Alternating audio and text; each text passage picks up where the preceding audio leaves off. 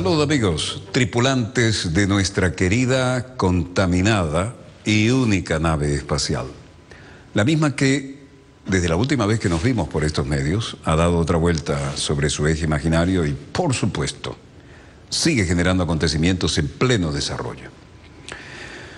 El panorama internacional está un poco desplazado en los temas habituales por las consecuencias de este brutal accidente aéreo que enluta a Europa y a cualquier solidario, pero que además tiene una nueva y sorprendente lectura que tampoco es nueva en cuanto a algunos accidentes aéreos.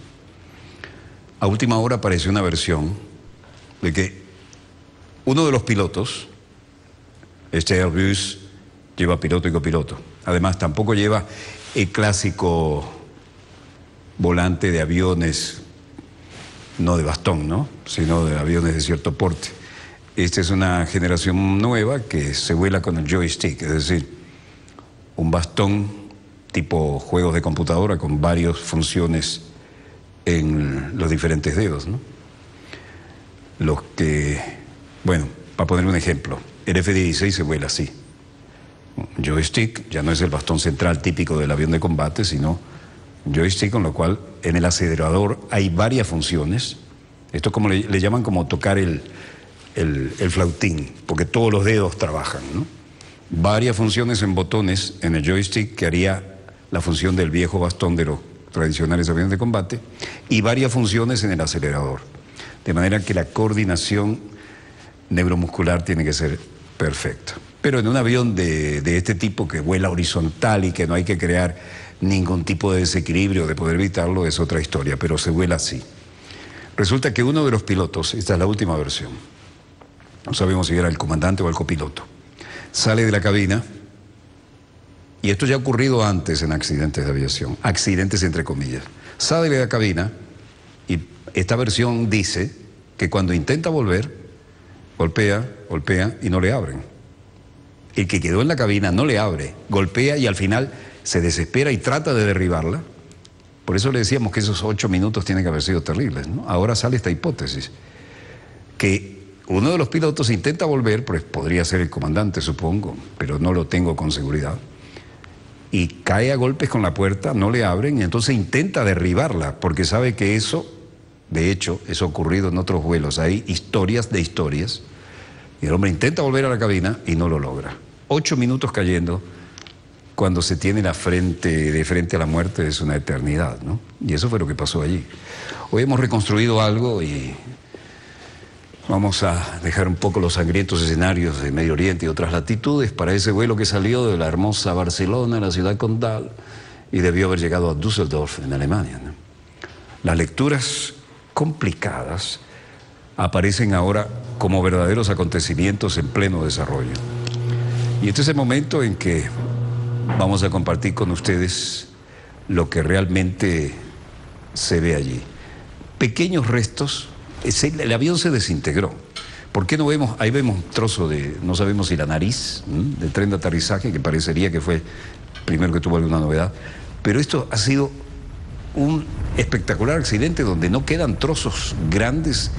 Desde un helicóptero no se observan trozos que reconocibles como de un avión, salvo esa pata de tren de aterrizaje, ¿no? Lo demás son fragmentos. Ha sido brutal el impacto de esto.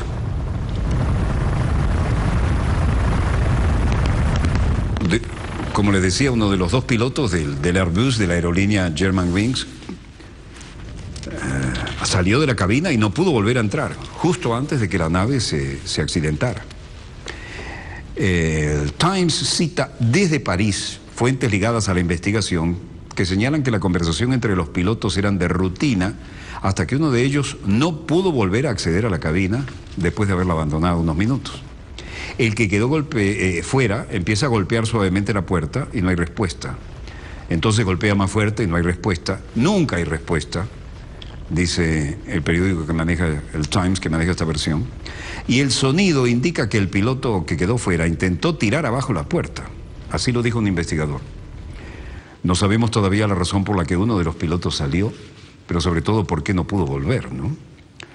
La gigantesca operación de recuperación de los restos humanos de las 150 personas Tendrán que haber muchos datos en estas, la que llamamos tradicionalmente cajas negras, porque por los incendios y eso, pero se le pone color entre rojo y anaranjado, que es un color que se distingue siempre entre los restos, y es un color que se utiliza por algo en las operaciones de rescate, ¿eh? El rescate está siendo muy complicado y lento por las condiciones extremas del terreno, como hemos visto, y se debe prolongar al mínimo varios días, según han confirmado autoridades francesas y españolas. De estas deformadas cajas tiene que salir mucho de lo que se va a investigar. Los efectivos de emergencia franceses descartan casi por completo poder recuperar los cuerpos de los fallecidos, al menos hoy en el siniestro, ya que las autoridades galas van a darle prioridad a obtener la información sobre las causas de la colisión. Y las causas deberían estar en lo que llamamos cajas negras por tradición, porque a veces quedan chamuscadas por los incendios, pero que son de color rescate, es decir, rojo o naranja, que son las que se notan más en una escena de accidente. Aquí debería estar la respuesta a todas las inconvenientes y a todas las interrogantes que tenemos ahora en pleno desarrollo. Pero este es un drama que parece ir más allá de lo que les hemos contado hasta ahora. ¿Por qué?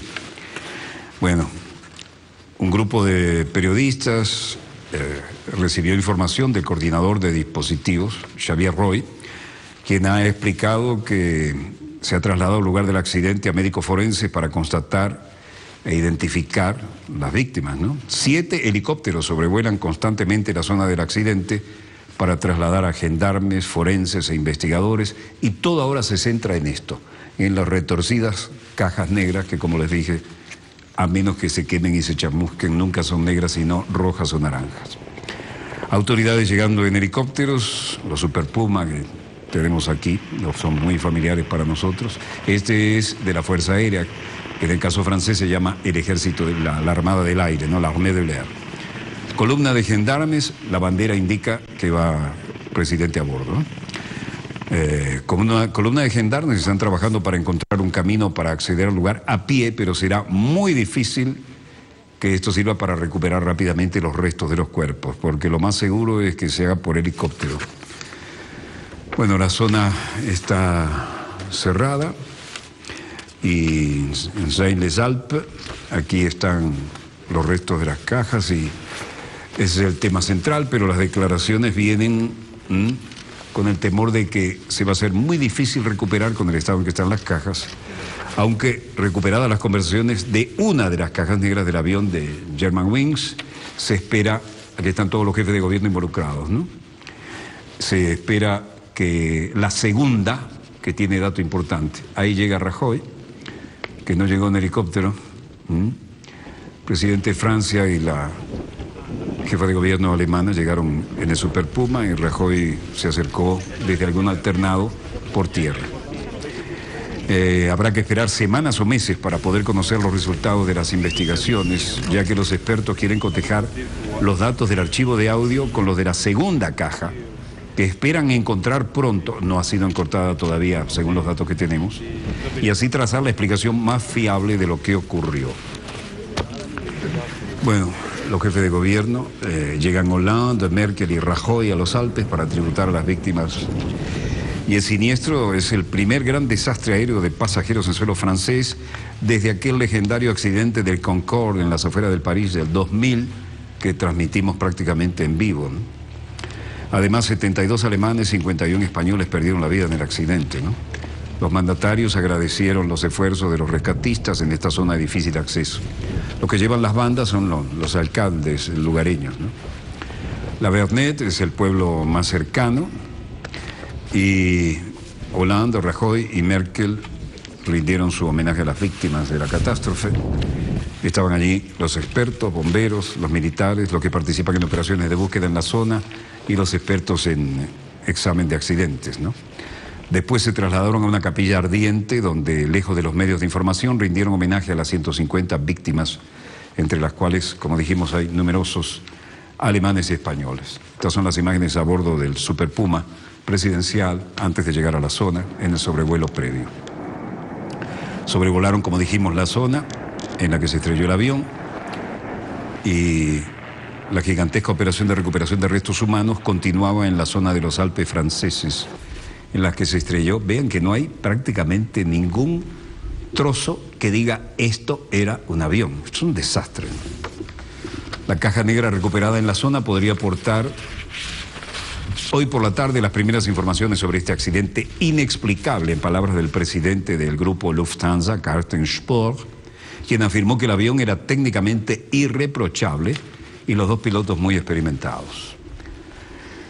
Una gigantesca y peligrosa operación de recuperación de restos de las víctimas se reanudaba hoy desde el amanecer en una zona sumamente escarpada, como estamos viendo, zona montañosa en la que se estrelló el avión de la filial de bajo costo de Lufthansa, y las autoridades buscaban la segunda caja negra, que es la que aporta otros datos de telemetría importante.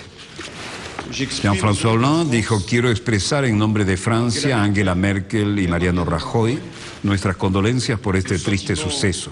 Les plus tristes de condoléances. Et le peuple français est ici à vos côtés dans cette épreuve, comme il l'est à l'égard de tous les pays qui sont frappés. Plus d'une quinzaine ont eu des ressortissants qui étaient dans cet avion. He venido aquí a la ubicación de esta terrible tragedia junto con el gobernador del estado de Renania del Norte, Westfalia, hoy, y en primer momento me gustaría expresar mi agradecimiento a François Hollande, decía Angela Merkel.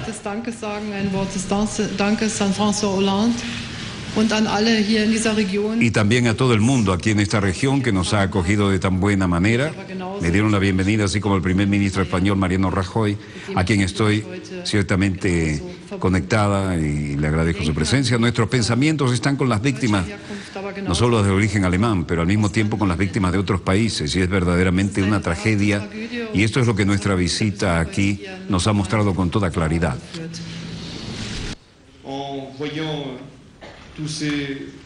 Tendremos todo el cuidado posible para que las familias de las víctimas vengan y sean no solo atendidas, sino también apoyadas. A todos en su dolor, y sabemos que no es fácil, porque le ha pasado probablemente lo peor que le puede ocurrir a un ser humano. Que sepan que estamos con ellos. Queremos asistirles con todos los medios de que dispongamos en todo aquello que necesite. Y queremos, como dijo François Hollande en su intervención, identificar a las víctimas, repatriarlas en las mejores condiciones posibles, porque sabemos que eso es importante. Vamos a trabajar todos juntos y vamos a estar a la altura de las circunstancias en un momento tan difícil y complejo como este que a mucha gente le ha tocado vivir. Mientras esto ocurría allí, en Colonia, Alemania, en las oficinas de Germanwings, la gente expresaba su dolor, traía flores, lo habitual pero siempre diferente y profundo para quienes tienen víctimas que lamentar y llorar. Vieron que el attaché militar, el edecán militar del presidente francés no se separa, ¿no? Y siempre lleva un maletincito. Ese es el de los códigos nucleares. Eso es así desde la época de De Gaulle, como mínimo. La force de frappe. Estamos en Colonia, Alemania. Como les dijimos, minutos de silencio fuera de las oficinas de Germanwings.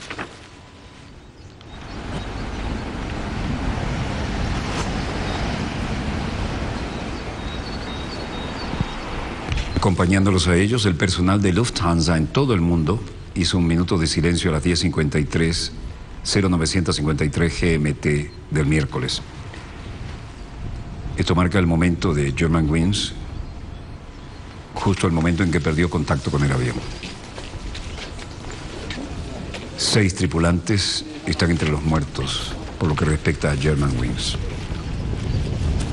Y profesores y alumnos del Instituto Joseph Koenig lloraron la pérdida de sus compañeros en el accidente de avión. Joseph Koenig, un científico que hizo avances importantes en la preservación de alimentos y otras investigaciones parecidas.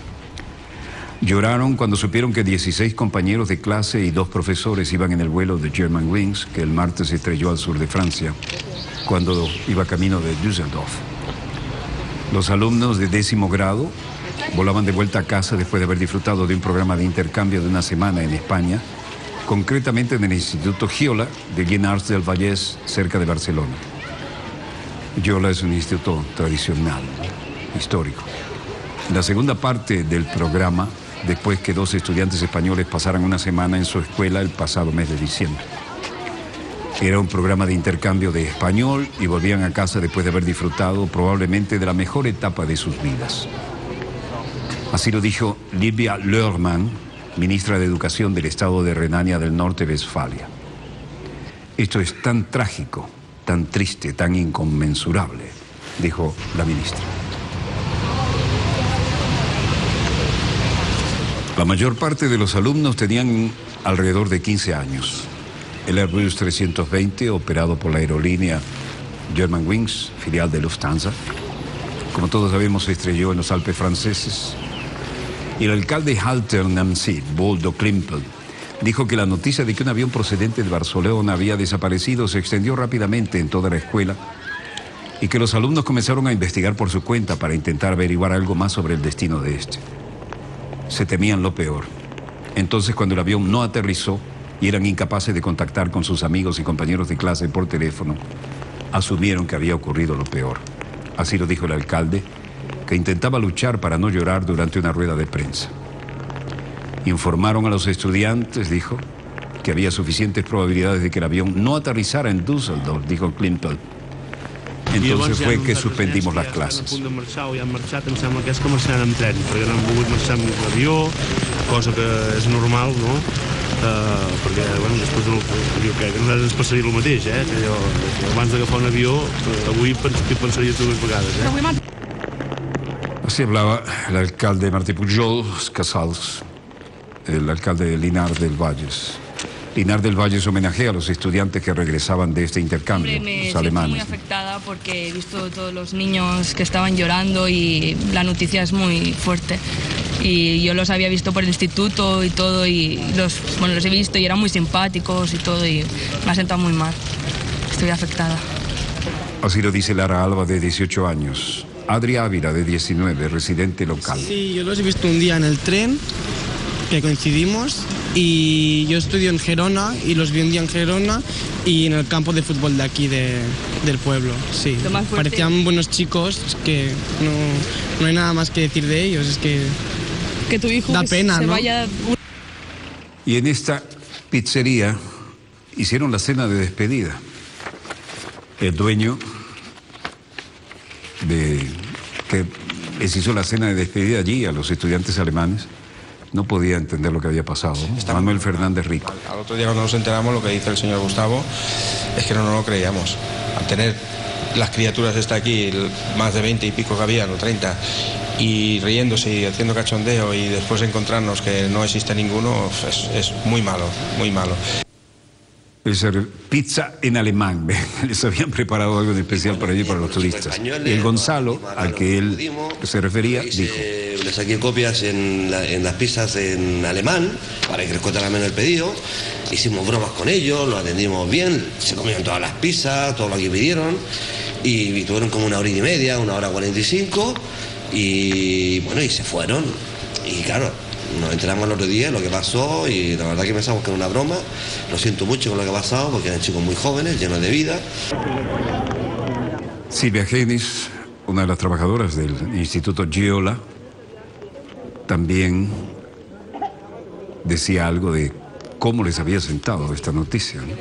Después de este accidente aéreo en los... Esta mañana hemos celebrado un acto en memoria de las víctimas del accidente de aviación de ayer, y especialmente de los 16 alumnos y 2 profesoras del Gymnasium Joseph Koning de Halter am See.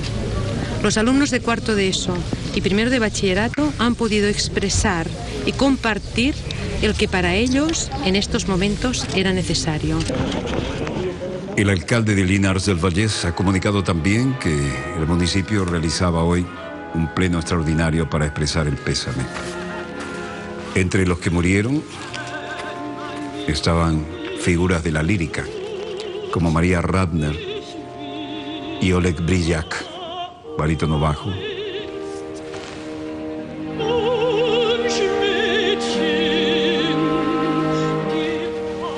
Aquí María Radner en Sigfrido.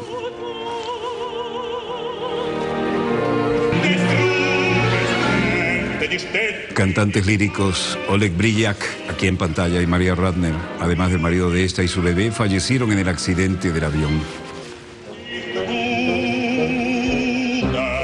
Ambos artistas habían actuado en el Liceo, en la ópera Sigfrido, por última vez el pasado sábado.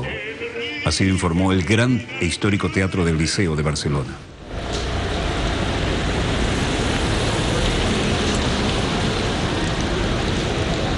Cristina Schöppelmann, directora artística del Teatro Liceo.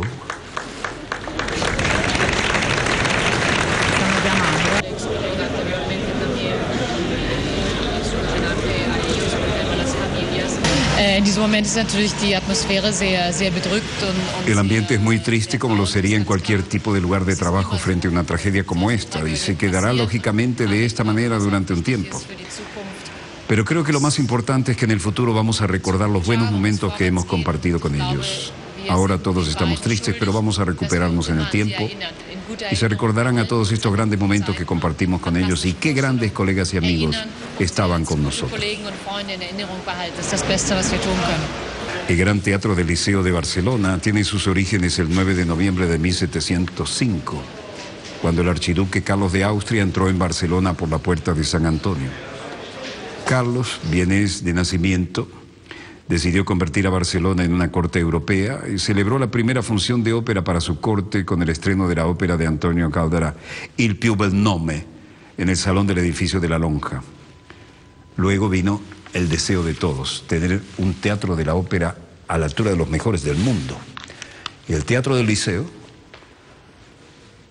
que parece algo clásico por fuera, por dentro es tan espectacular como la fama que le precede. Por allí han pasado los mejores.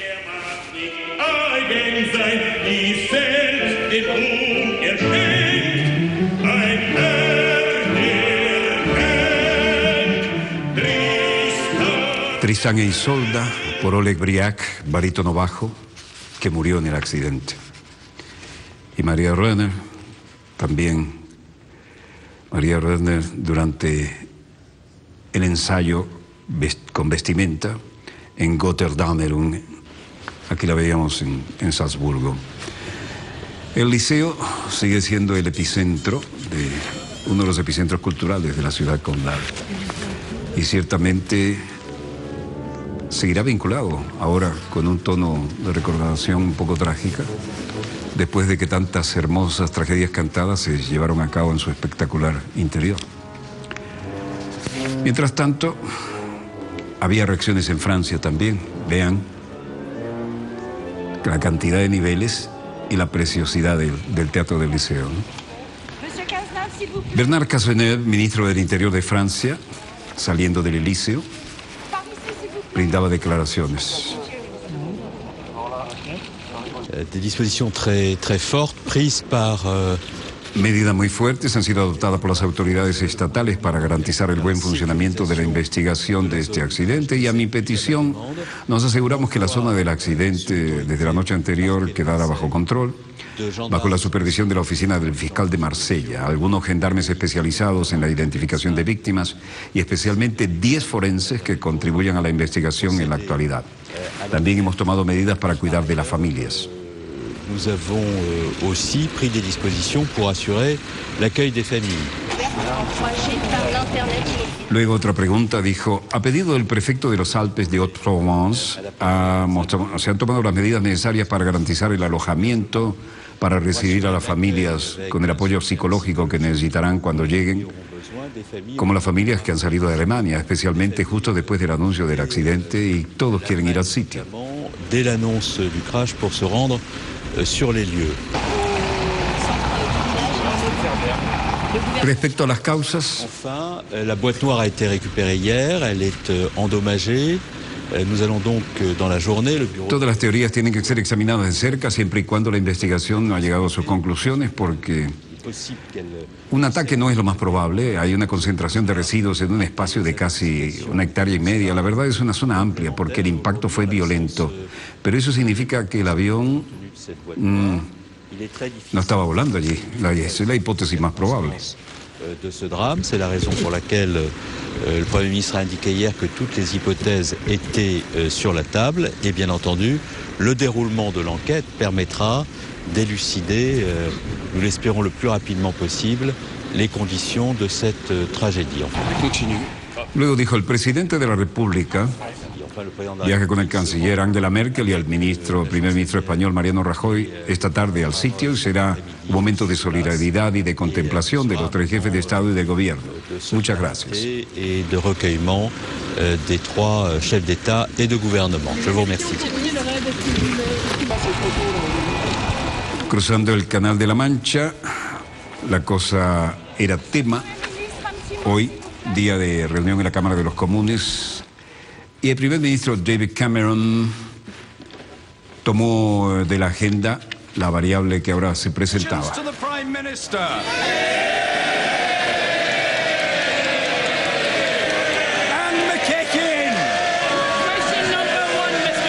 Como de costumbre el speaker llamando al orden y como de costumbre la gente gritando.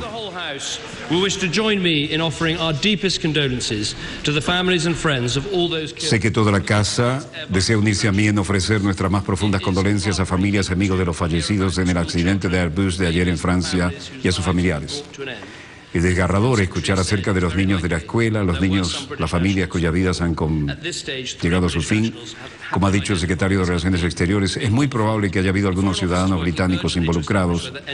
En esta etapa, 3 ciudadanos británicos han sido identificados como en el vuelo y la Cancillería está trabajando con urgencia para establecer si algún otro ciudadano británico estaba entre las personas a bordo.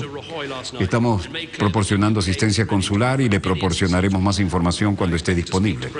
Nuestro embajador en Francia está en el lugar del accidente y hoy me habló con la canciller Merkel, hablé con ella y el primer ministro Rajoy anoche y dejó claro que el Reino Unido está dispuesto a ofrecer toda la ayuda que podamos y espero hablar con el presidente Hollande más tarde. En Ankara, Turquía, Tayyip Erdogan decía que ofrecía sus condolencias a las víctimas del accidente del avión de Germanwings, incluyendo a un ciudadano alemán de origen turco. Como ustedes saben, ayer un Airbus alemán se estrelló en Francia y sus 144 pasajeros y 6 tripulantes a bordo murieron. La remoción de los restos está en curso y se nos informó que un ciudadano alemán originario de Turquía también fue muerto en este accidente. Extiendo mis condolencias también a ellos. Erdogan promovió esta reunión en la capital de Turquía. La aerolínea dijo que 67 alemanes habían estado en el vuelo. Bueno, el tema, como corresponde, está en pleno desarrollo y hemos querido darle, además de la más amplia cobertura de la víspera, esta que sin duda supera todas las otras que hayan visto en cualquier medio y que no obstante es poco para lo que queríamos desarrollar para ustedes. Ha llegado el momento de hacer un corte. Estoy viendo en los monitores de satélite que no hay hasta ahora nada identificable que supere la pauta que les hemos mostrado y la que hemos preparado para el segundo bloque. Así que vamos a un corte y volvemos de inmediato con más acontecimientos en pleno desarrollo. No se los pierdan, ya volvemos.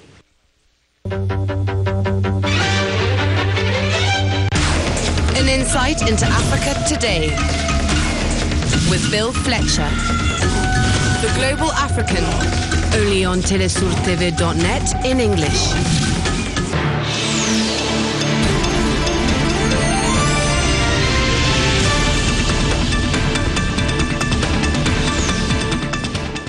Volvemos con más acontecimientos en pleno desarrollo.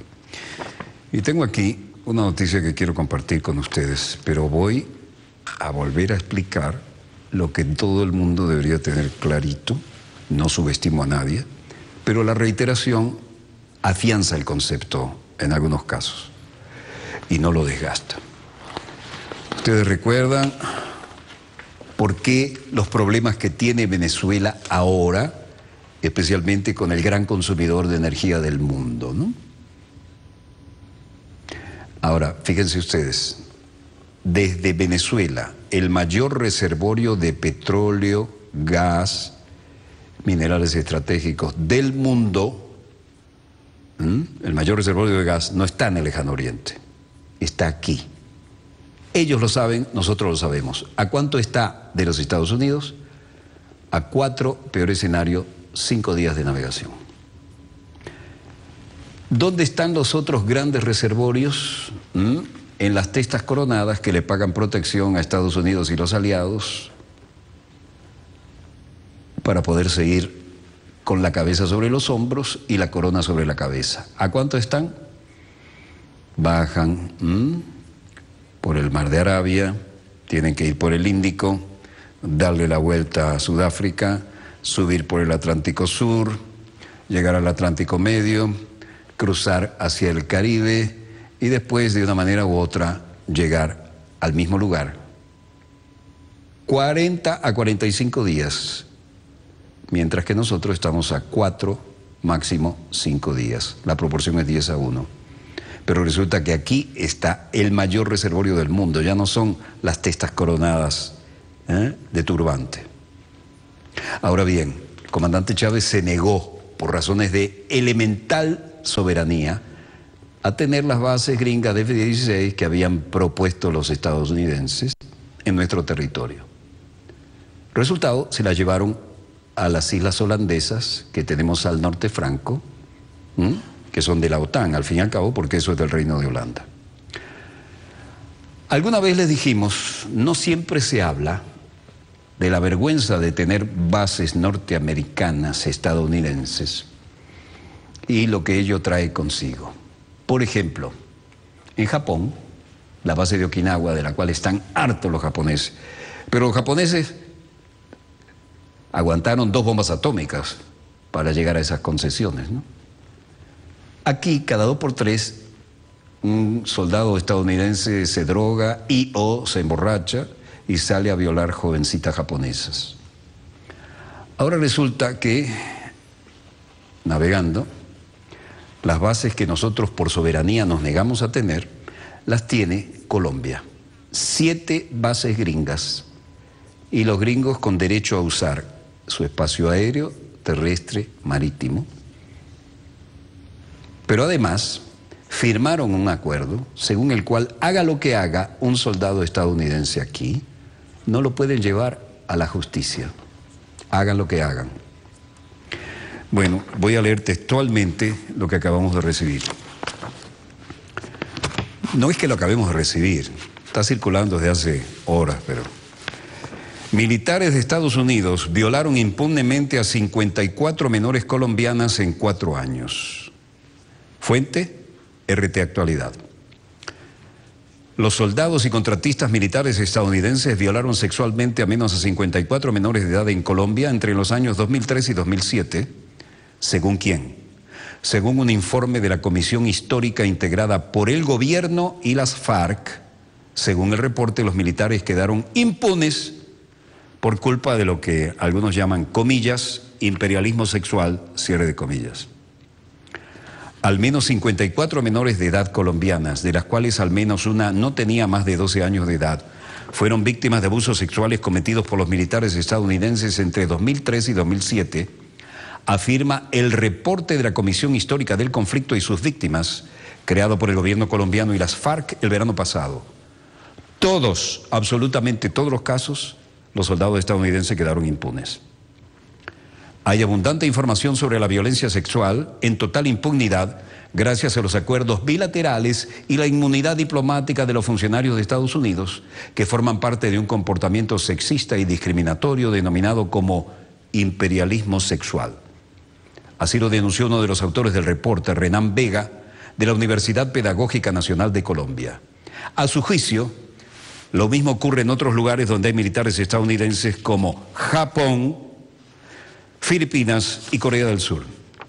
Concretamente, en 2004, al menos 53 niñas fueron agredidas sexualmente en las ciudades de Melgar y Girardot, que están situadas a tan solo 100 kilómetros de Bogotá. Los mercenarios estadounidenses no solamente las violaron, también grabaron y vendieron el crimen, comillas, como material pornográfico, cierre de comillas. Otra menor de 12 años de edad fue violada por los militares estadounidenses en Melgar en 2007. El ejército colombiano también cometió delitos sexuales contra la población civil, denuncia ese informe.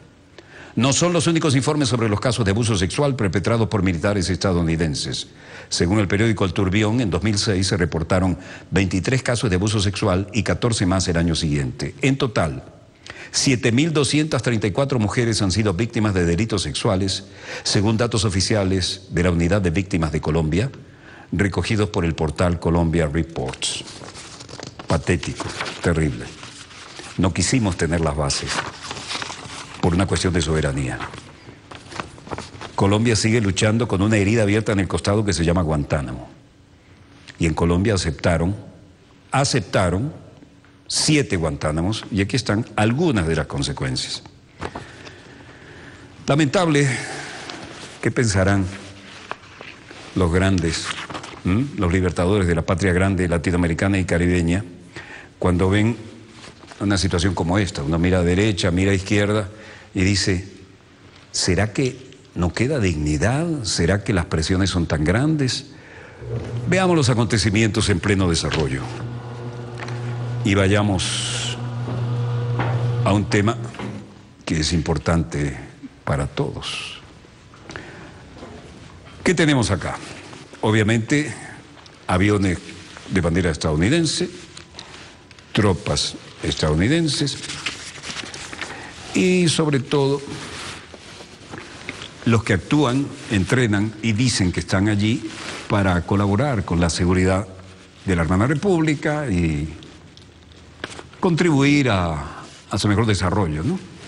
Resultado, estos soldados son precisamente los contratistas militares estadounidenses que han violado sexualmente a 54 menores de edad en Colombia entre los años 2003 y 2007, según informe de la Comisión Histórica integrada por el gobierno y las FARC.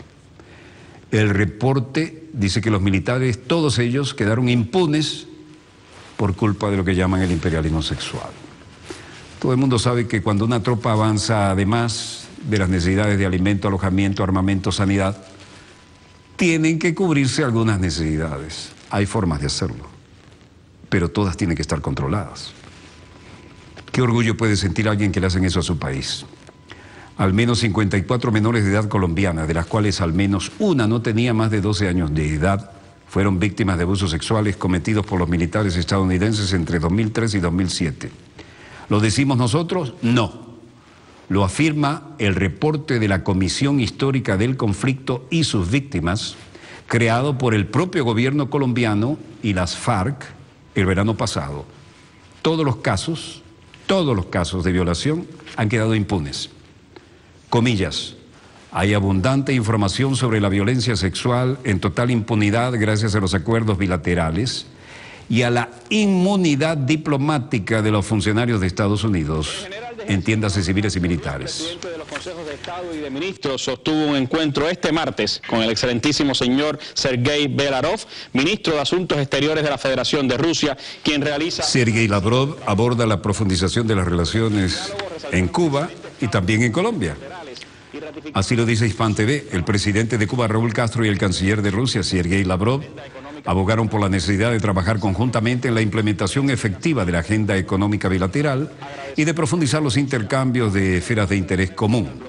Durante este encuentro mantenido en La Habana, las partes resaltaron el excelente estado de las relaciones bilaterales. El mandatario cubano agradeció el apoyo ruso a la justa demanda de poner fin al bloqueo económico, comercial y financiero contra Cuba, y al mismo tiempo destacó el rechazo de Cuba a las sanciones unilaterales impuestas por Estados Unidos y sus aliados de la organización de la OTAN contra Rusia. Como otra parte de la agenda, en Cuba, Lavrov también se reunió con Ricardo Cabrizas Ruiz, vicepresidente del Consejo de Ministros, y con su homólogo cubano, Bruno Rodríguez, aquí en pantalla, entre otros. Ayer lunes, Lavrov llegó a Cuba con la primera escala de su gira por la región, que también lo llevará a Colombia, Nicaragua y Guatemala. Y en todo caso, en Colombia hoy habría otras noticias. Sergei Lavrov dijo en la visita, en primer lugar, debo comenzar mi intervención diciendo que quiero ofrecer mis condolencias a los colombianos que murieron en Túnez y también en el accidente de la aerolínea alemana. Y luego dijo, al igual que Colombia, saludamos el lanzamiento de la normalización de las relaciones entre Estados Unidos y la República de Cuba. Hacemos un llamado a la cancelación más rápido del bloqueo a Cuba, como también para la resolución de otros problemas entre ambos países. Luego deberá visitar Colombia y ahí estaba en la siguiente etapa. El resultado es que Lavrov aborda la profundización de estas relaciones en el Palacio de Nariño y en una declaración tras la reunión, Holguín recordó que en 2004 apuntaron a exportaciones colombianas a Rusia y mostró su disposición de ampliar ese mercado para que ambos países puedan trabajar juntos en las diferentes oportunidades de negocio que puedan abrirse, sin citar cifras de intercambio, ¿no? La canciller de Colombia, María Ángela Holguín, y su homólogo ruso, Sergei Lavrov, acordaron hoy en Bogotá trabajar para mejorar las relaciones comerciales bilaterales, en la reunión que con el jefe del Estado y la diplomacia de Moscú expresaron su apoyo al proceso de paz andino. В начале своего выступления хотел бы выразить искренние соболезнования в связи с гибелью колумбийских граждан в ходе недавнего террористического акта в Тунисе и сегодня во время катастрофы. Primero quiero comenzar mis declaraciones haciendo llevar mis condolencias a los colombianos por los que murieron en Túnez y también al accidente de la línea alemana. Así como Colombia, nosotros saludamos el lanzamiento de la normalización de vínculos entre Estados Unidos y la República de Cuba y llamamos a la más rápida cancelación del bloqueo a Cuba y también porque se cumpla la resolución de otros temas que mejorarán las relaciones entre ambos países. En ese sentido, destacó que Colombia tiene un potencial importante y en La Habana, Federica Mogherini, la líder de la diplomacia de la Unión Europea, el histórico Hotel Nacional.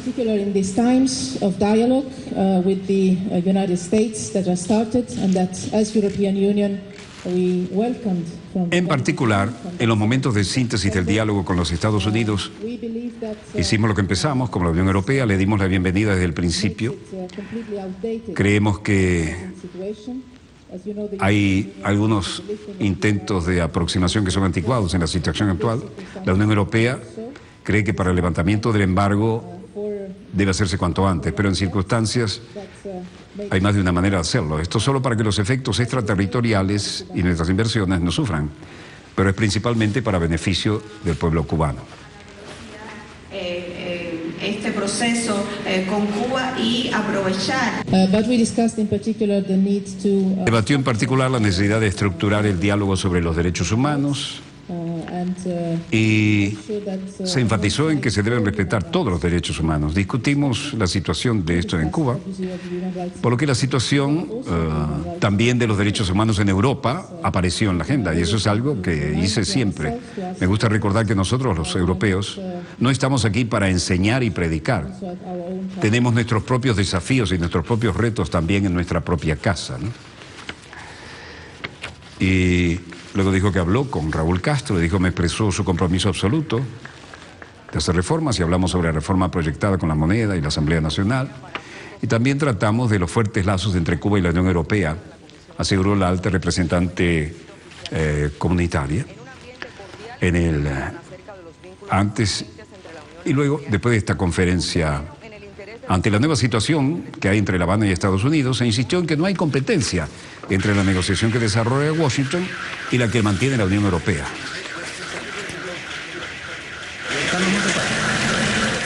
Estamos en México, Iguala. Protesta en México porque después de medio año de la desaparición terrible de aquellos 43 estudiantes, los padres de los estudiantes mexicanos desaparecidos en septiembre convocaron una jornada de protestas. Será el próximo jueves al cumplirse 6 meses del crimen e incluirá la exigencia formal que se suspendan las elecciones de junio en el estado de Guerrero. Después de haber alcanzado varias caravanas por México y Estados Unidos en los últimos días para exigir justicia por este caso que conmocionó al mundo, los familiares presentarán una carta al Instituto Nacional Electoral de la Ciudad de México para exigir que no se celebren las elecciones en Guerrero. La convulsa reunión donde ocurrió la desaparición de los jóvenes del 26 de septiembre.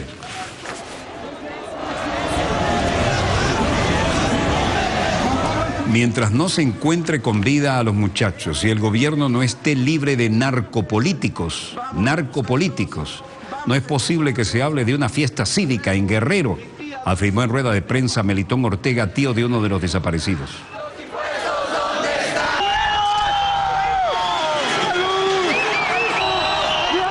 Para los familiares de los 43 estudiantes desaparecidos, de celebrarse los comicios se correría el riesgo de perpetuar las condiciones para un nuevo crimen como el que sufrieron los estudiantes, que fueron atacados por policías corruptos y narcotraficantes en Iguala, Guerrero, y aparentemente por orden del alcalde de esa ciudad. Las consecuencias de la indignación están a la vista.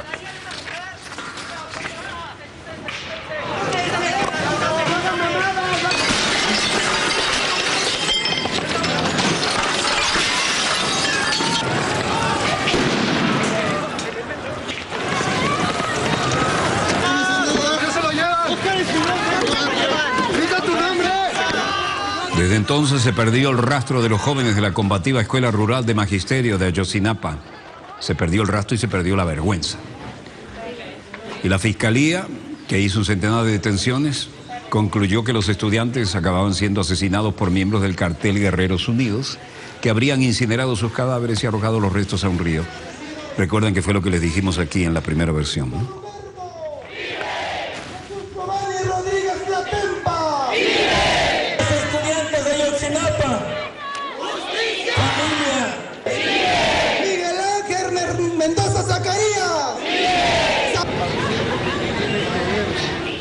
Se niegan a aceptar la versión oficial hasta que haya evidencias científicas. Solo se puede identificar los restos de uno de los jóvenes y los familiares no adelantaron qué medidas podrían tomar si se mantiene convocatoria a los comicios del 7 de junio, cuando se votará. Estos y muchos otros elementos aportados durante la investigación permitieron realizar un análisis lógico-causal y llegar, sin lugar a dudas, a concluir que los estudiantes normalistas fueron privados de la libertad, privados de la vida, incinerados y arrojados al río San Juan en ese orden. ¿Por qué esperan ahora? Lo dijimos, ¿recuerdan hace cuánto tiempo? Exactamente eso, una camada de madera, luego cadáveres, arriba cauchos, otra camada de madera más cadáveres, otro tercer piso de cadáveres, más madera y más cauchos y todo rociado con petróleo y quemados. Los restos en bolsas de plásticos al río. Necesitaban esperar tanto para decirlo. La Escuela Normal de Ayotzinapa ha sido objeto constante de represión por parte de los gobiernos local y federal, tal como lo demuestra la historia. Esta escuela cuenta además con una fuerte tendencia de izquierda y un conocido historial de manifestaciones. De hecho, nosotros saludamos al grupo de expertos, ¿no? El gobierno lo que le estaba apostando era pues, a que el tema se olvidara, porque es común que estas cosas sucedan, ¿no? Hay una etapa en los movimientos sociales en donde tienen mucha efervescencia y después pues otra vez va decayendo, ¿no? El riesgo que nosotros vemos es que si decae este tema y si se apaga por completo, pues entonces otra vez va a ser un caso más y otra vez, como decía, vamos a seguir yendo y caminando hacia un abismo de violaciones a derechos humanos. Quiroz, ejecutivo director de Amnistía Internacional en México. Perfectamente su dolor y entendemos pues por lo que están pasando, ¿no? Y entendemos que están llegando a un punto también de mucha desesperación, de a pesar de tocar todas las puertas, de a pesar de haber sido capaces de movilizar a tantos ciudadanos como se movilizaron durante las primeras marchas, de que en la práctica todavía no haya resultados concretos, ¿no? Drama en pleno desarrollo, cero respuestas que calmen la indignación más que justificada. Un crimen de lesa humanidad. Esto clama al cielo. ¿Con qué cara se pueden presentar las autoridades mexicanas? 43 estudiantes normalistas asesinados, sus cadáveres incinerados. Es increíble en estos tiempos. Buenos Aires y también el tema de las Islas Malvinas. Cancillería, Relaciones Exteriores, el secretario Daniel Filmus para el tema de Malvinas. Dice, hay una provocación fundamental. La Dirección de Veteranos de Guerra de Malvinas de la Municipalidad de Paraná. Es una provocación mirando fundamentalmente la situación electoral interna. Es una provocación a un país tratando que Argentina reaccione para fortalecer el chauvinismo y el nacionalismo que puede haber en un sector de la opinión pública y pensar que eso le puede favorecer en las elecciones. Eso ya pasó en la Argentina con la dictadura, lo hizo Galtieri, y pasó en Reino Unido con Thatcher. Utilizar Malvinas para la política interna, y le fue muy mal. Esa es la vieja iglesia de las Malvinas y ese es el escudo hecho con costillas de ballenas, ¿no? En realidad, la presencia cada tanto de alguna figura importante y desde luego, esto que lo tenían olvidado prácticamente, después del intento de recuperación de su soberanía por Argentina, ahora sí se acordaron que existían los kelpers. Algunos veteranos siempre con su viejo orgullo y su panza cervecera, siempre un veterano respetable, y un clima que no es precisamente lo que quisieran. En realidad, este monumento recuerda, al final de la única calle importante que hay allí, a los que cayeron en la Primera Guerra Mundial y la Segunda, no solo el tema de Malvinas, pero aquí ha servido para recitar viejos honores. En armas no tienen un sentido defensivo. No hay, porque no hay nadie que pretenda atacar, así que defenderse de quién. Esa base militar tiene un sentido estratégico, como lo tienen todas las bases militares del Reino Unido distribuidas a lo largo y lo ancho del mundo. Según Filmus, utilizan el tema de la amenaza militar para poder justificar más gastos militares y reiteró que el diálogo y la negociación, y no las armas, son el único camino para solucionar la disputa por la soberanía del archipiélago. Difícil ahora, ¿eh? Mucho más difícil que antes. Los kelpers estaban allá olvidados cuando le tocaron el orgullo a la señora Margaret Thatcher, que tenía todo el mundo en contra por los impuestos, se lanzó la campaña, envolvió a todo el mundo bajo la Union Jack y fue reelecta. Su paquetazo neoliberal no se lo calaba a nadie. Bueno, estamos en Israel, en Jerusalén. Reuven Rivlin, primer ministro, Benjamín Netanyahu, forman gobierno, el presidente Reuven Rivlin. Esto dijo, miembro del Knesset Benjamín Netanyahu, de conformidad con el artículo 7 de la Ley Fundamental de Gobierno y después de que ha consultado con los representantes de los partidos, ha formado coalición para una nueva Knesset. Después que consiguieron su permiso, me decidí a darle el mandato para formar un gobierno con honor y aquí está mi firma de comprobación. חבר הכנסת בנימין נתניהו, נכבדי, בהתאם לסעיף 7 בחוק יסוד הממשלה, ולאחר שהתייעצתי עם נציגי רשימות המועמדים El presidente israelí Reuven Rivlin recomendó al líder del Likud, Benjamín Netanyahu, la formación del próximo ejecutivo, tercer mandato consecutivo y el cuarto como primer ministro. El presidente recomendó esa responsabilidad y la designación se produce después de que Rivlin recibiera de la Comisión Central Electoral los resultados oficiales de las elecciones celebradas el pasado 17 de marzo. Hizo una maniobra tan descarada, Bibi, que ahora tiene de enemigo, aunque no se diga, muy desairado al propio presidente de los Estados Unidos. Bueno, el rabino jefe del Muro de los Lamentos, de la pared occidental, Shmuel Rabinovich, dice, ahora estamos limpiando las piedras del Muro de los Lamentos, estamos recogiendo las notas de judíos y no judíos de Israel y del extranjero, que insertan en los últimos 6 meses en las grietas de la pared. Estamos hablando de gente que trae aquí sus deseos Y estamos asegurándonos de que nadie pueda abrir notas. Vamos a recogerlos en bolsas y luego vamos a enterrarlos. Si Dios quiere, será en el Monte de los Olivos, como es tradición. Es decir, las notas a Dios se borran del santuario sagrado para la fiesta judía de Pascua, ¿no? Ahora estamos limpiando las piedras del muro, de los lamentos, estamos recogiendo las notas de judíos y no judíos. Vamos a recogerlos en bolsas y luego los vamos a enterrar. Como rabino del muro occidental, es hasta Rabinovich para asegurarse que hay espacio para futuros deseos en notas de papel. 2 veces al año el equipo recoge los miles de notas y los entierran en el Monte de los Olivos de Jerusalén. Un puñado de hombres con palos y escobas extraen las miles de pequeñas notas de las grietas en la pared para no dañar las antiguas piedras del lugar santo venerado por los judíos como un muro perimetral del templo bíblico. Jerez, uno de los cruces para entrar a Ciudad de Gaza y Gaza. Pero el ministro palestino Rami Hamdallah decía: para nuestra gente en la franja de Gaza, les digo, nunca vamos a aceptar separar la franja de Gaza o dejarla aislada. Gaza será siempre parte de nuestro Estado independiente. Un Estado palestino unido a la tierra que fue ocupada en el año 1967 por la fuerza, y Jerusalén será para siempre nuestra capital eterna.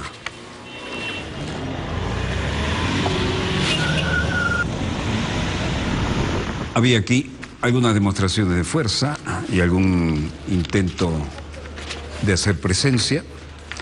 El premier palestino visitó Gaza para acelerar la reconstrucción. Dijo: hemos venido a fortalecer la reconciliación palestina interna y reanudar un diálogo integrador de unidad nacional que trae todos los temas pendientes.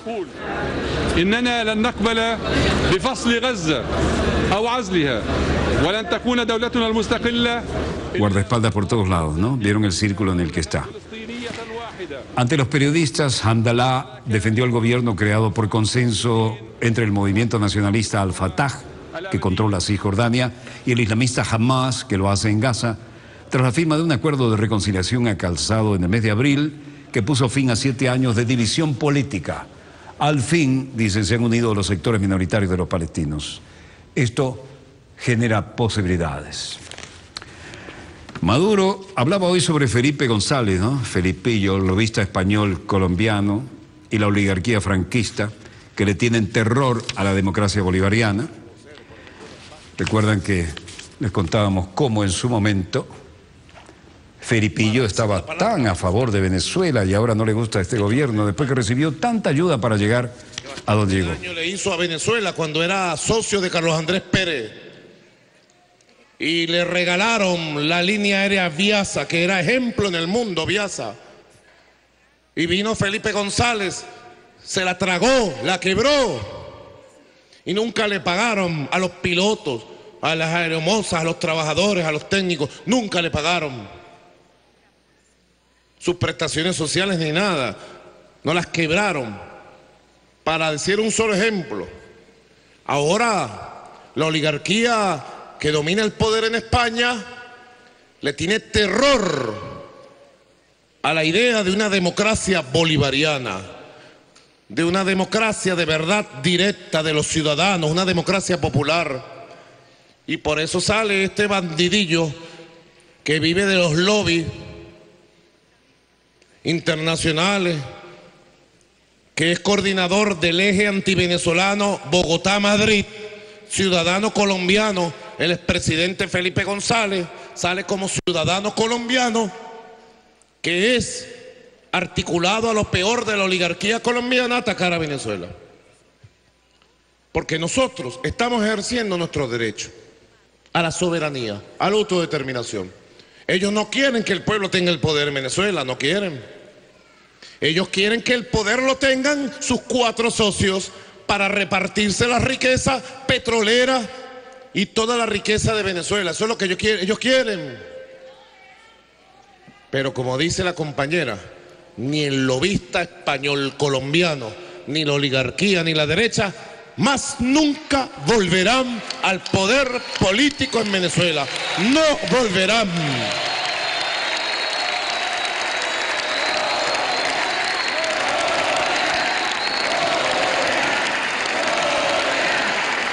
Ustedes se imaginan, por ejemplo, allá en España, donde gobierna la derecha franquista, que un ministro esté en asamblea con las comunidades. Yo me pregunto, pues ojalá esto lo transmitieran en España, que tanta mentira dicen de Venezuela. Si algún ministro del gobierno de España algún día se ha reunido en asamblea con los trabajadores, con las comunidades populares, con los vecinos, si algún día en su vida se ha reunido con las mujeres que trabajan, con los profesionales, no, viven entre cócteles, repartiéndose comisiones, viviendo a costa de los demás, a costa de los que sí trabajan y sufren, haciéndose la vista gorda de que le quitan el apartamento a una viejita de 90 años y se muere en la calle la viejita. Ah, eso es, que vivan los derechos humanos, pues, que le quitan las viviendas al pueblo. ¡Qué bien! Bueno, esto es solo una parte de lo mucho que se podría decir del Felipillo, ¿no? Aquel que cuando andaba de guayaberita y no tenía cargos de gobierno, era muy solidario y hablaba suavecito y siempre ponía la mano a ver cómo lo ayudaban para la campaña, ¿no? Hay que ver lo que recibió de Venezuela. Y luego el drama de Biasa no lo vamos a olvidar nunca. Hubo gente que se suicidó, que hicieron cuando uno se mete en una línea aérea como esa, la primera en todo el mundo, todo jet, la primera en todo el mundo de fuselaje ancho, uno da la vida por eso, es la bandera de uno. ¿Qué hizo esa gente? Destruyó, compró la aerolínea para destruirla, quedarse con las rutas, quedarse con los aviones que convenía y destruir los otros. Ahora, se necesita dos clases de grandísimo hijo de la madre patria para hacer eso. Uno que lo quiera hacer y otros que se lo permitieran. Recuerdo, bueno, mejor no hablo de eso porque todo lo que he visto de lo que quedaba de Biasa. Voy a poner un ejemplo. En Buenos Aires, donde teníamos nuestro gran edificio Biasa, frente al obelisco, en el ombligo de Buenos Aires, la agarraron los españoles. ¿Saben qué quedó de Biasa? Un escritorio en el mismo edificio, al fondo a la izquierda, pegado al baño. Hay que ser un grandísimo hijo de la madre patria para hacer eso, ¿no? Bueno, prefiero, no generalizo, y me sé todas las canciones de la Guerra Civil Española, y vaya que quebramos lanzas por la gente progresista de España y los republicanos. Bueno, para llegar a esto, ¿no? Bueno, Felipillo se suponía que era un republicano, ¿no? Tan humildito él cuando venía en la Cuarta República, ¿no? Y se llevaba los checazos también. Volveremos mañana, Dios mediante, cuando nuestra querida, contaminada y única nave espacial haya dado otra vuelta sobre su eje imaginario y estemos aquí para contarles la pequeña gran historia de las próximas 24 horas. Cosas veredes, Sancho. Desde el estudio 3 de Venezolana de Televisión les habló Walter Martínez, conductor y productor de Dossier. Disponga usted de las cámaras, señor director.